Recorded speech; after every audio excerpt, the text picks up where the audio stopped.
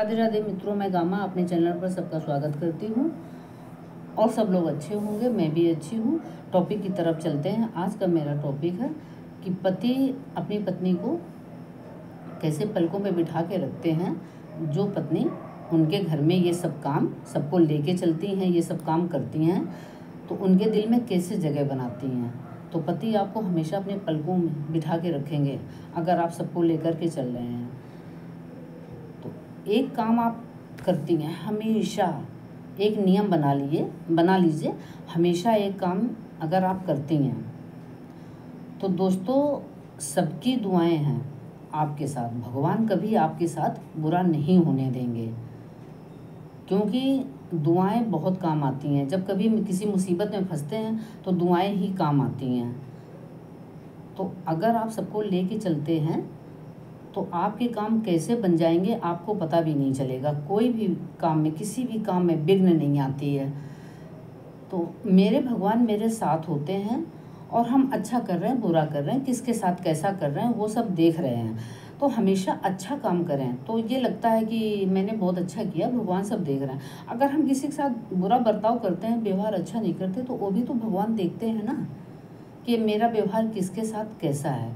तो दोनों व्यवहार जब करें तो आप डरें कि दोनों ही चीज़ मेरी भगवान देख रहे हैं। तो दोस्तों ऐसा नहीं होता, हमने अच्छा किया वो देख रहे, खराब भी हमारा वो देखते हैं और उसका परिणाम हमें बहुत जल्दी मिलता है। तो हम जो सबके साथ करते हैं लोग मानते नहीं हैं। आपको लगता है हम सबके साथ कर रहे हैं और लोग मुझे मान नहीं रहे हैं। तो हमारे बच्चे अपनी लाइफ में खूब तरक्की करते हैं। आप ये मान के चलो कि नेकी कर दरिया में डाल। हम किसी के साथ अच्छा कर रहे होते हैं तो वो सब हमारे बच्चों के आगे आता है। बच्चे हमारे जिस लाइन में जाना चाहते हैं कामयाब होते हैं, उनकी लाइफ खूब सुखी रहती है, क्योंकि आशीर्वाद बहुत ज़रूरी है। हमारे घर में जो भी बड़े रहते हैं तो उनका आशीर्वाद, दुआएं, ये सब बहुत ज़रूरी है, क्योंकि हम जब किसी मुसीबत में फंसे होते हैं तो हमें दुआएं ही बचाती हैं।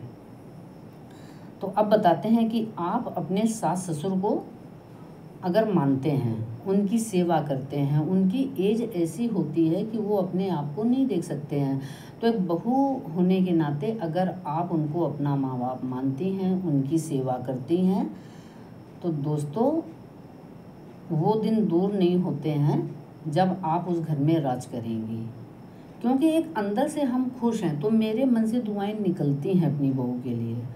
कोई भी होगा, हम किसी के साथ अच्छा करते हैं, मेरे सास ससुर हैं तो वो भर भर के दुआएं देते हैं और ऊपर से भगवान सब देखते हैं हम किसी के साथ क्या कर रहे हैं। तो ऐसा नहीं है कि जो हम अच्छा कर रहे हैं उसका परिणाम हमें अच्छा नहीं मिलेगा। अब गुरु पूर्णिमा है तो आप अपने सास ससुर साथ में रह रहे हैं, अगर वो हैं इस दुनिया में, तो उनको गिफ्ट दें। गिफ्ट के रूप में जो उनको ज़रूरत है, जिस सामान की ज़रूरत है, कपड़े लत्ते, चश्मा, चप्पल, जो भी उनको खाने का मन है, तो किसी भी ओकेजन पे उनको गिफ्ट ज़रूर दें।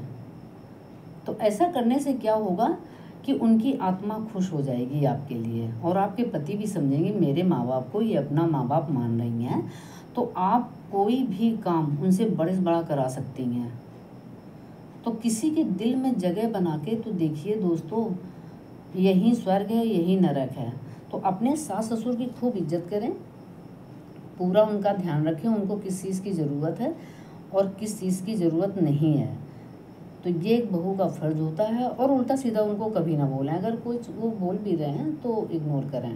कभी भी बड़ों को जवाब नहीं देना चाहिए, क्योंकि अपने माँ बाप को तो हम नहीं बोलते ना।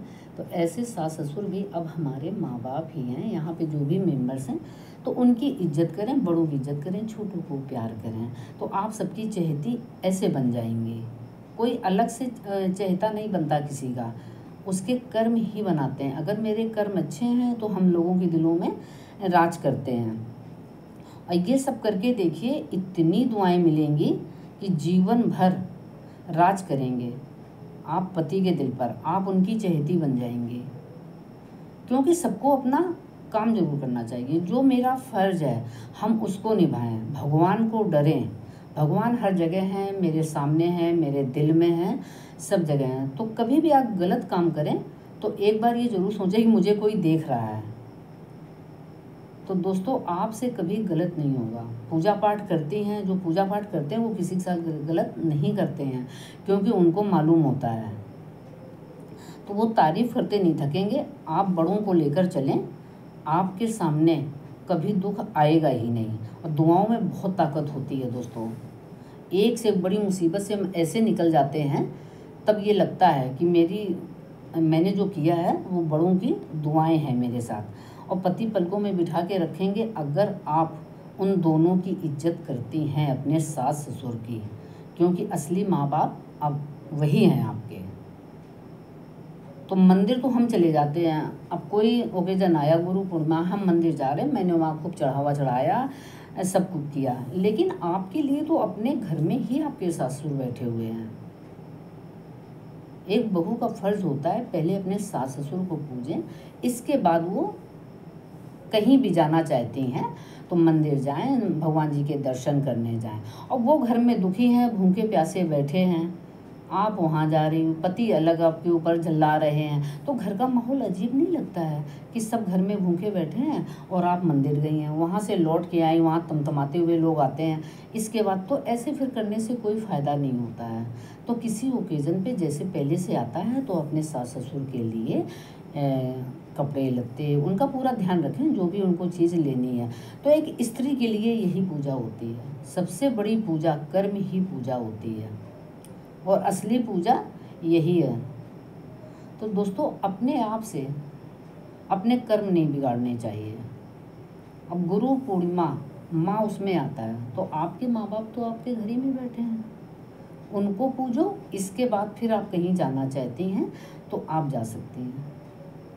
तो दोस्तों आप भूल जाते हैं, वीडियो पसंद आता है तो लाइक करके जाइएगा, सब्सक्राइब करें, दोस्तों को भेजें, और मिलते हैं न्यू वीडियो के साथ। तब तक के लिए राधे राधे राधे राधे ज़रूर लिखिएगा, और मिलते हैं न्यू वीडियो के साथ। ऐसे प्यारे प्यारे वीडियो गामा लाती रहेंगी। तब तक के लिए जय श्री कृष्ण।